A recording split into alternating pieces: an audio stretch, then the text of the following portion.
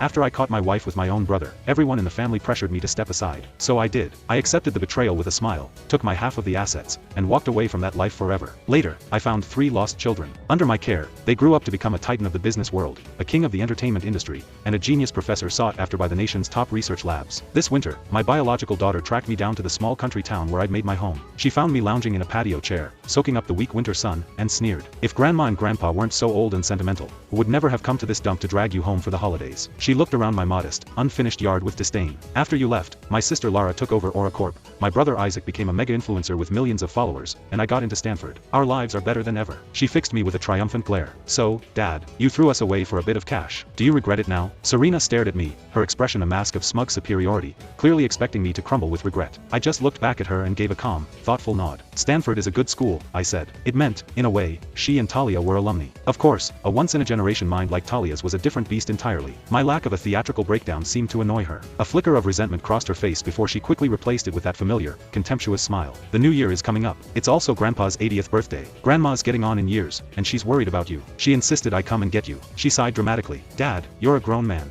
It's time to be a little more considerate. I thought for a moment. I did owe my parents. They were old, and whatever bitterness lay between us, a son had a duty. Serena mistook my silence for weakness. Her eyes, sweeping over the small country house I just bought and hadn't even had time to renovate, dripped with scorn. Looks like things haven't gone so well for you since you abandoned us. But don't worry, she added, her tone dripping with false magnanimity. Legally, you're still our father. We'll send you a check when you're old and can't work. But let me be clear, Grandma might still see you as her son, but in our hearts, Uncle Hugo has always been our real dad. I studied the young woman before me. The disdain in her eyes was identical to how it had been all those years ago. I saw her then, a little girl standing coldly at the top of the stairs. She was so small, but her strength was shocking as she shoved me, burning with a high fever, sending me tumbling down the staircase. Her voice had been sharp with suspicion. You're not my daddy. Uncle Hugo is my daddy. Mommy and daddy are supposed to be together. Don't you hurt my dad, you bad man. And behind her, hiding in the shadows, my brother Hugo had worn a look of triumphant glee. Serena's push had fractured my leg. Combined with the fever, I was unconscious in the hospital for 3 days. But when I woke, everyone took Hugo's side, accusing me of bullying him. Brother, you can hit me, curse me, slander me, I'll take it, Hugo had said, tears welling in his eyes. But you can't use your own daughter in your schemes. I just touched him lightly, 7-year-old Serena had sobbed,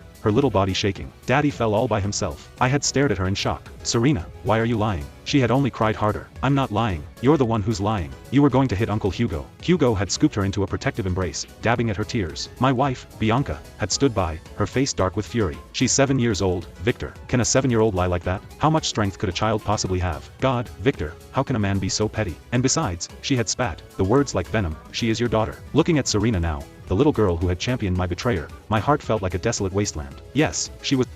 Click the link in my bio to get the full story for free.